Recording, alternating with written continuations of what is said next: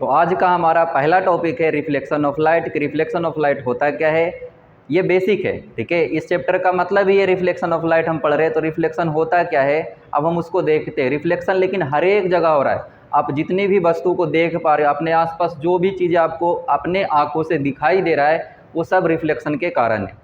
अगर रिफ्लेक्शन होना बंद हो जाए लाइट का, तो आप चीज़ों को देख नहीं पाओगे, ठीक है। तो अगर आपको बगल में कोई बुक दिख रहा होगा, आपको कॉपी दिख रहा है, ठीक है, तो वो सब किसके कारण दिख रहा है, रिफ्लेक्शन ऑफ लाइट के कारण। रिफ्लेक्शन होता क्या है, तो देखो रिफ्लेक्शन क्या होता है कि जब कोई रे किसी सरफेस पे जाकर टकराती है, स्पेशली वैसे सरफेस जो कि कैसा हो, नॉन ट्रांसपेरेंट सरफेस हो, या फिर किसी भी ऑब्जेक्ट के साथ जाकर टकराती है, तो वो लाइट जो है टकराने के बाद बाउंस बैक कर जाती है उसी साइड में, ठीक है। तो जिस साइड से आती है उसी साइड क्या होती है, बाउंस बैक कर जाती है। तो इस फेनोमेना को हम लोग क्या बोलते हैं, रिफ्लेक्शन ऑफ लाइट। तो ये हमारे चारों तरफ हर एक जगह हो रहा है, ठीक है।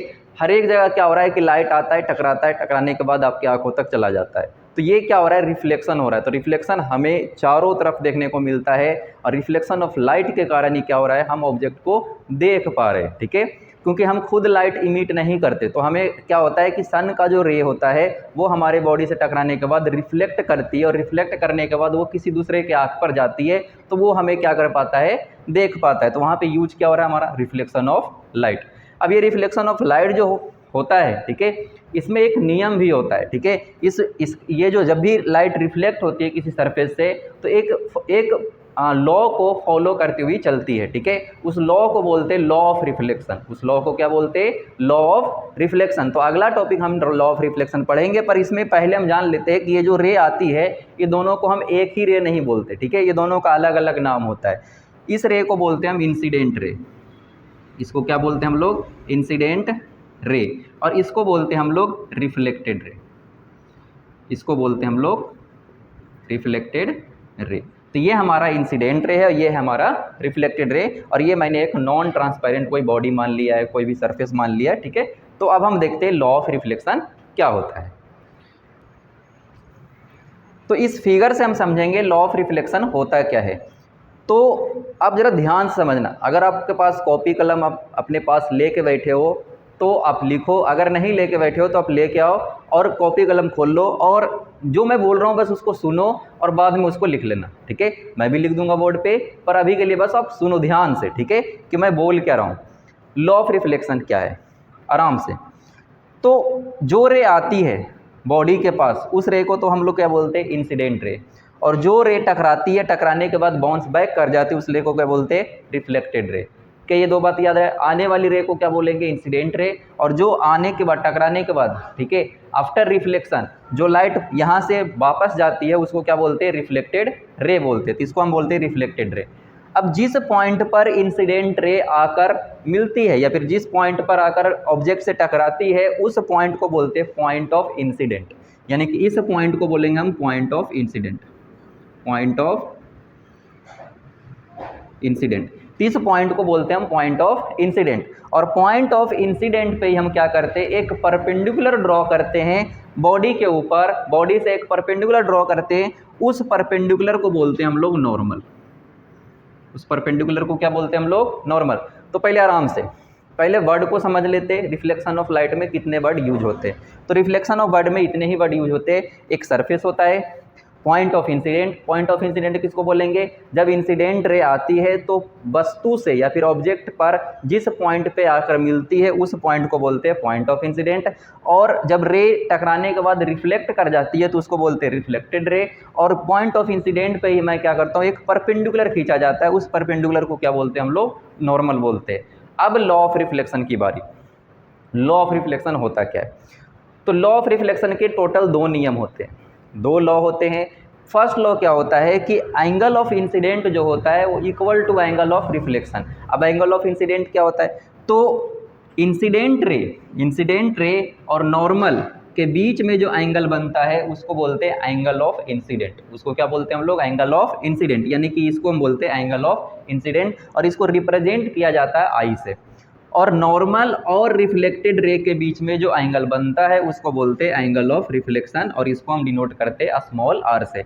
यानी कि मैं यहाँ पे आपके लिए लिख लूँ तो एंगल आई को बोलते हैं एंगल ऑफ इंसिडेंट, और एंगल आर को बोलते हैं angle of reflection. Angle of reflection, law of reflection, reflection of light का जो लॉ है, ठीक है, लॉ ऑफ रिफ्लेक्शन जिसको बोलते हैं, उसमें फर्स्ट लॉ क्या है कि एंगल ऑफ इंसिडेंट जो होगा यू इक्वल टू क्या होगा, एंगल ऑफ रिफ्लेक्शन। यानी कि फर्स्ट लॉ के अकॉर्डिंग फर्स्ट लॉ जो हमारा है वो एंगल आई जो होगा बराबर होगा एंगल आर के। फर्स्ट लॉ, इंसिडेंट एंगल बराबर होगा रिफ्लेक्टेड एंगल के, ठीक है। तो angle of incident is equal to angle of reflection. Second law क्या है, सेकंड लॉ क्या है कि अगर कोई भी रे रिफ्लेक्ट होती है तो ये रे अगर इस तरह से आती है तो यहाँ से रिफ्लेक्ट होने के बाद इधर जाएगी, ठीक है, और नॉर्मल इस तरह से होगा। तो जो तीनों रे है, normal, incident ray and reflected ray, normal, incident ray and reflected ray, all are three lie on the same plane. तीनों के तीनों जो रे होती है वो एक ही प्लेन पर लाई करती है। एक ही प्लेन पर लाई करने का क्या मतलब है मेरा, कि रे अगर इस तरह से आई, अगर मान लो ये हमारा एक सरफेस है, तो अगर इस सरफेस के अलोंग अगर ये रे आती है तो रिफ्लेक्ट होकर भी सरफेस के अलोंग जाएगी, और जो हमारा नॉर्मल भी होगा वो सरफेस के अलोंग ही होगा, मतलब इसी सरफेस पे दोनों होगा। अगर हमारा सरफेस ऐसा है तो रे अगर आती इस तरह से तो रिफ्लेक्टेड रे भी इसी तरह से निकल जाएगी और नॉर्मल भी इसी तरह से होगा। यानी कि हमारा जो तीनों रे है, इंसिडेंट रे या फिर रिफ्लेक्टेड रे या फिर normal at the point of incident, all three are lie on the same plane, एक ही प्लेन पर लाई करेगा। ये हमारा है सेकंड लॉ ऑफ रिफ्लेक्शन। तो टोटल दो नियम है, पहला एंगल ऑफ इंसिडेंट बराबर होता है एंगल ऑफ रिफ्लेक्शन के, और incident ray, normal and reflected ray, all three are lie on the same plane.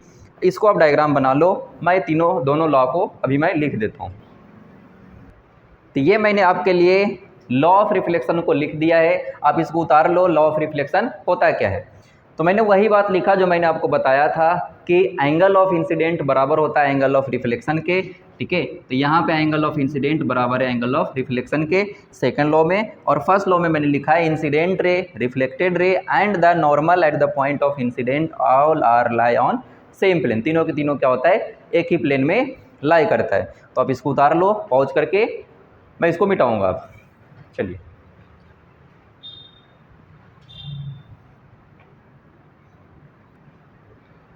तो अब हम पढ़ते हैं मिरर। मिरर क्या होता है, तो मिरर एक ऑप्टिकल इंस्ट्रूमेंट है। क्या है ये, ऑप्टिकल इंस्ट्रूमेंट। ऑप्टिकल इंस्ट्रूमेंट किसको बोलते हैं, जो भी इंस्ट्रूमेंट लाइट के वजह से परफॉर्म करता है, लाइट के वजह से उसके अंदर जो भी फिनोमेना है वो लाइट से ही डेवलप होती है, ठीक है। तो उस इंस्ट्रूमेंट को हम क्या बोलेंगे, ऑप्टिकल इंस्ट्रूमेंट। तो हमारा जो मिरर है ये भी एक तरह का क्या है, ऑप्टिकल इंस्ट्रूमेंट है। माइक्रोस्कोप जैसे एग्जांपल में क्या है, वो भी एक ऑप्टिकल इंस्ट्रूमेंट है। टेलीस्कोप, लेंस, ये सारे के सारे क्या है, ऑप्टिकल इंस्ट्रूमेंट है, क्योंकि ये सब का जो परफॉर्मेंस है वो लाइट के वजह से ही होता है, ठीक है, क्योंकि ये लाइट के कारण ही क्या होते हैं, रन करते। तो हम इसको क्या बोलेंगे, ऑप्टिकल इंस्ट्रूमेंट बोलेंगे। तो हमारा एक मिरर ऑप्टिकल इंस्ट्रूमेंट शुरू करते। तो मिरर क्या है, तो मिरर एक ऐसा ऑप्टिकल इंस्ट्रूमेंट है जो लाइट को रिफ्लेक्ट करवा के हमारा इमेज बनाता है। लाइट को रिफ्लेक्ट करा के हमारा क्या बनाता है, इमेज बनाता है। तो उसको हम बोलते हैं मिरर। उसको क्या बोलते हैं, मिरर। यानी रिफ्लेक्शन ऑफ लाइट के वजह से जो हमारा इमेज पर बने, ठीक है, तो उसको बोलेंगे हम मिरर। तो हमारा जो मिरर है उसमें हम तीन तरह के मिरर पढ़ते हैं, प्लेन मिरर, कॉनकेव मिरर और कॉन्वेक्स मिरर। तो यहाँ पे हम लिखते हैं mirror form image of object by reflection of light. तो रिफ्लेक्शन ऑफ लाइट के वजह से क्या करता है, ये इमेज बनाता है।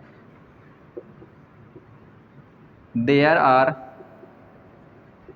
3 टाइप्स ऑफ मिरर। 3 तरह के मिरर है। पहला plane mirror, second concave mirror and third convex mirror. तो हमारे पास 3 तरह का मिरर है, plane mirror, concave mirror and convex mirror. ये जो कॉनकेव और कॉन्वेक्स है इसको हम स्फेरिकल मिरर बोलते हैं, स्फेरिकल मिरर, इसको हम लोग बोल सकते हैं स्फेरिकल मिरर। तो कॉनकेव और कॉन्वेक्स को हम स्फेरिकल मिरर बोलते हैं और ये हमारा एक प्लेन मिरर है। क्या बात समझ में यहाँ तक? अब हम एक का करके मिरर को देखेंगे, तो पहले देखेंगे प्लेन मिरर, फिर देखेंगे कॉनकेव मिरर और फिर देखेंगे हम कॉन्वेक्स मिरर क्या होता है। ठीक है, तो अब हम इसको मिटाते हैं। First topic plane mirror. Plane mirror क्या होता है? तो प्लेन मिरर क्या होता है कि ये है हमारा प्लेन मिरर, ये है हमारा प्लेन मिरर जिसका रिफ्लेक्टिंग सरफेस, जिस मिरर का रिफ्लेक्टिंग सरफेस प्लेन हो, समतल हो। ठीक है, वैसे मिरर को क्या बोलते हैं हम लोग? प्लेन मिरर बोलते हैं। Mirror whose reflecting surface are plane, whose reflecting surface are plane, that mirror is called plane mirror, that mirror is called plane mirror. तो मैं यहाँ पे लिख देता हूँ मिरर हुज रिफ्लेक्टिंग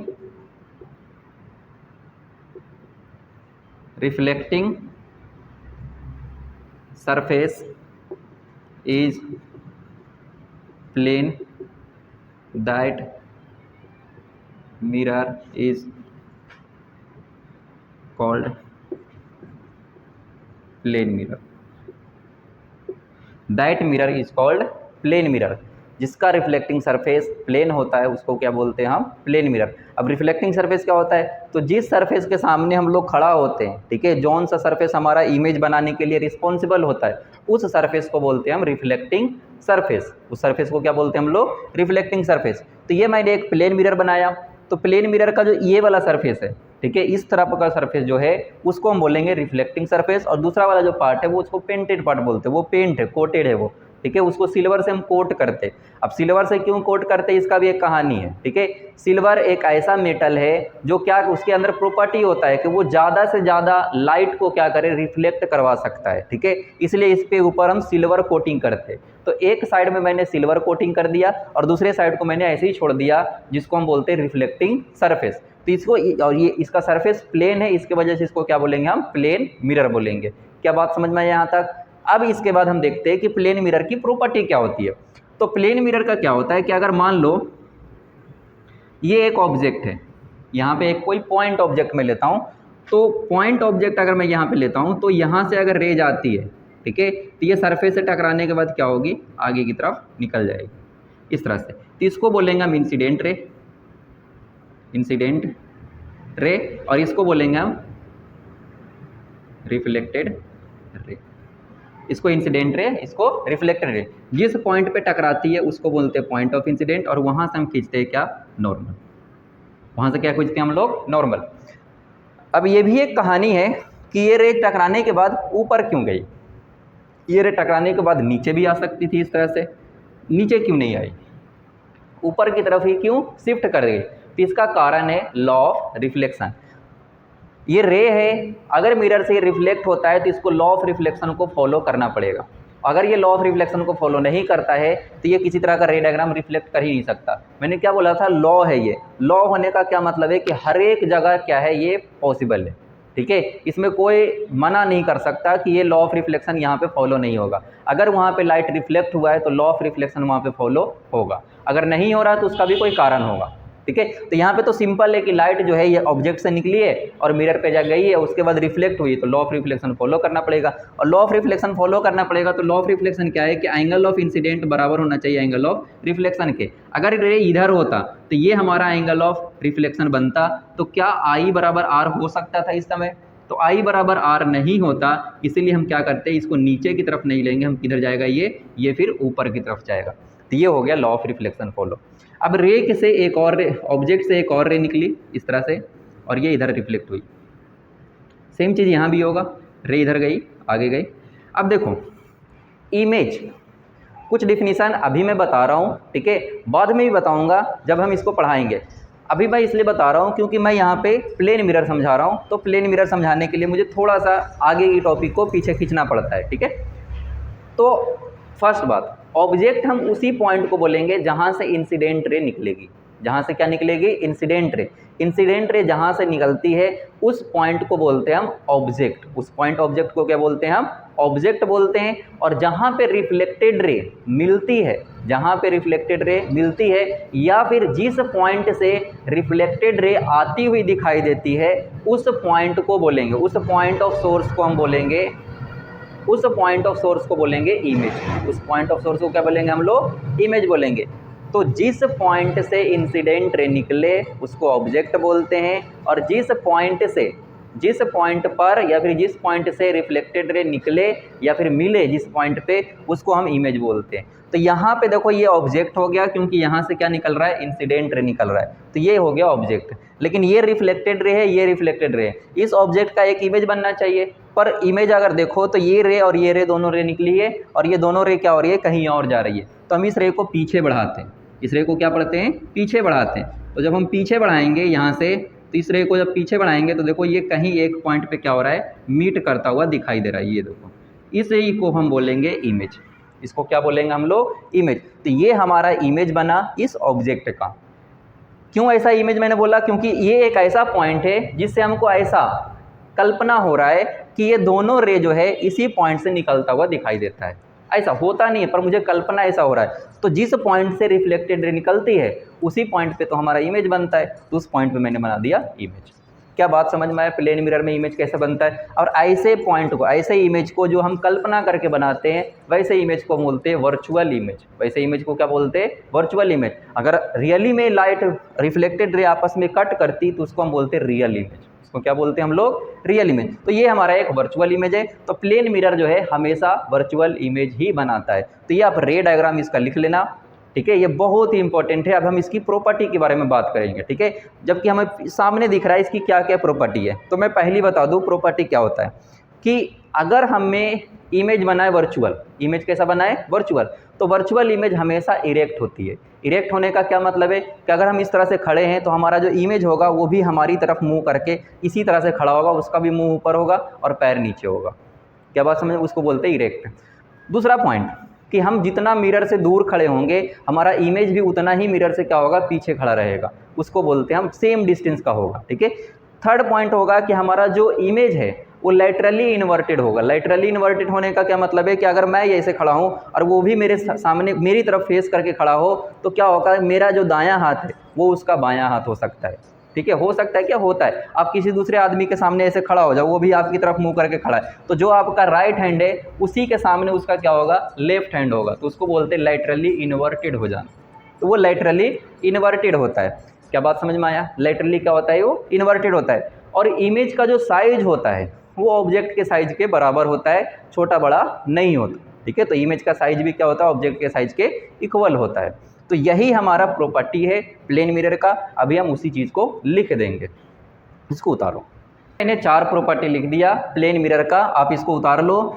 मैंने वही बात लिखा है जो मैंने अभी बताया था। मैंने क्या बताया था कि जो इमेज है वो वर्चुअल बनेगा। वर्चुअल मतलब क्या होता है, कल्पना करके बनेगा, तो कल्पना करके तो बना ही, ठीक है। इमेज जो होगा इरेक्ट होगा। इरेक्ट का मतलब क्या है कि जो हमारा फेस है वो ऊपर होगा और जो पैर है वो नीचे होगा, तो इमेज का भी उसी तरह से होगा, उसका भी फेस ऊपर होगा और पैर नीचे होगा। Image is laterally inverted. Image जो है लैटरली क्या होगा, इन्वर्टेड होगा। मैंने बोला कि आपके सामने अगर कोई दूसरा आदमी खड़ा हो जाए आप ही की तरफ फेस करके, तो आप देखोगे कि जो आपका राइट हैंड है वो उसका क्या होगा, सामने में लेफ्ट हैंड होगा, तो उसी को बोलते हैं लैटरली इन्वर्टेड। तो लैटरली इन्वर्टेड हो गया। Size of image is equal to size of object. Size of image जो होगा वो बराबर होगा ऑब्जेक्ट के साइज के। और distance of image from plane mirror are equal to the distance of object from plane mirror. जितना प्लेन मिरर के सामने आप खड़ा रहोगे आपका इमेज भी उतना ही डिस्टेंस में खड़ा होगा पीछे की तरफ प्लेन मिरर से। क्या बात समझ में आया यहाँ तक। तो ये रहा हमारा प्रॉपर्टीज 4 के 4। इसको आप उतारो।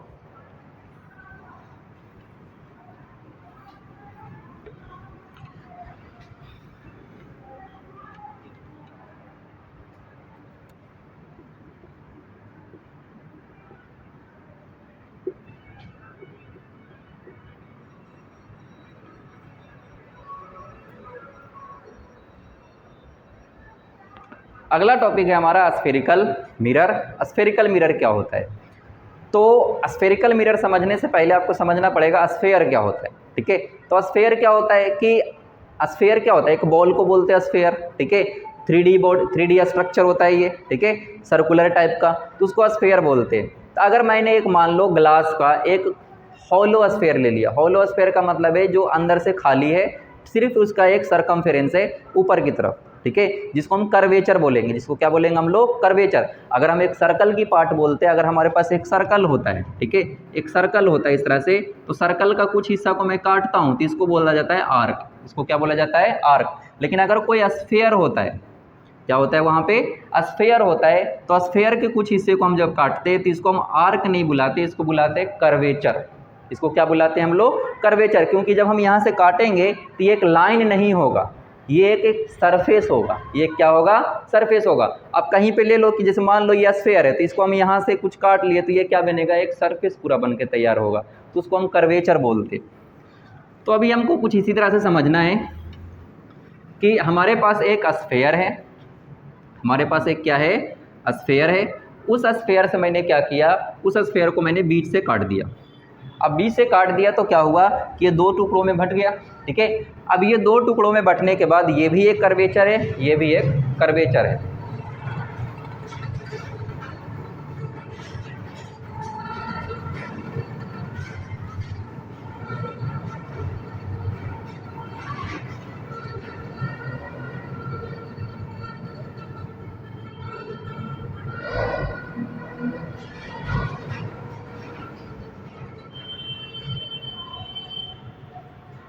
अब हम दोनों को क्या बोलेंगे, कर्वेचर बोलेंगे, ये भी एक कर्वेचर और ये भी एक कर्वेचर।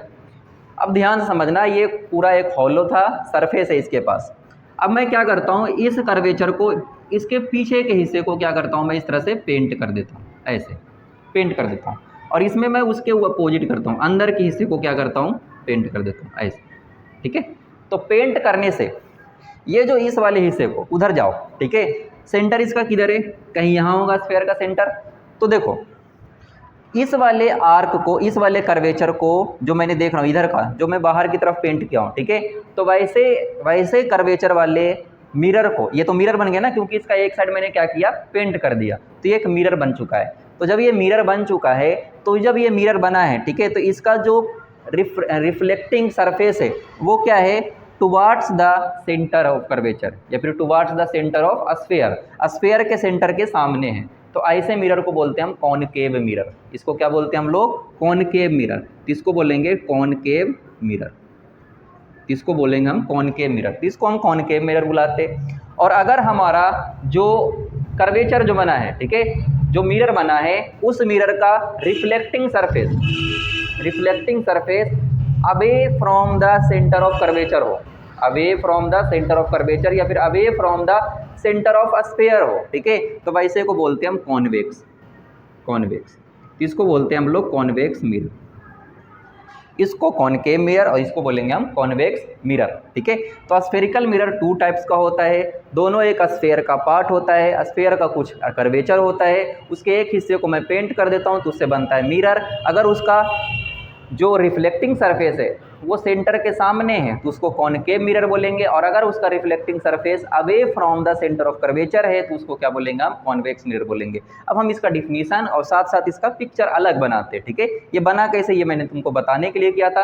अब हम इसका पिक्चर बनाते हैं होल बॉडी का। चलो जी,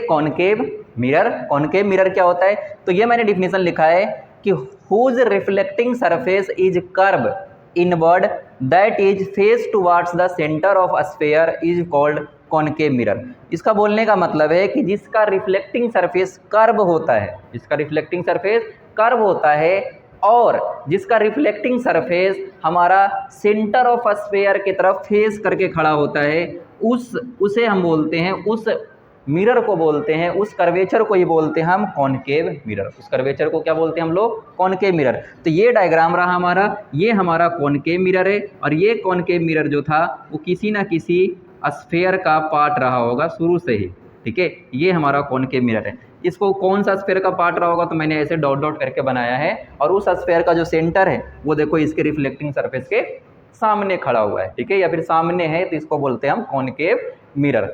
इसको उतार लो आप। अब हम देखते हैं कॉन्वेक्स मिरर। तो अगला टॉपिक है हमारा कॉन्वेक्स मिरर। तो कॉन्वेक्स मिरर क्या होता है? तो whose reflecting surface is curve outward, जिसका रिफ्लेक्टिंग सरफेस आउटवर्ड की तरफ कर्व है, यानी कि रिफ्लेक्टिंग सरफेस ये है जो कि किधर है? बाहर की तरफ है, सेंटर अंदर की तरफ नहीं है, स्फीयर के अंदर नहीं है, अंदर के वो दूसरी तरफ है, बाहर है, ठीक है। तो इसको बोलते हैं हम कॉन्वेक्स मिरर। तो इसको हम बुलाते हैं कॉन्वेक्स मिरर, कॉन्वेक्स मिरर।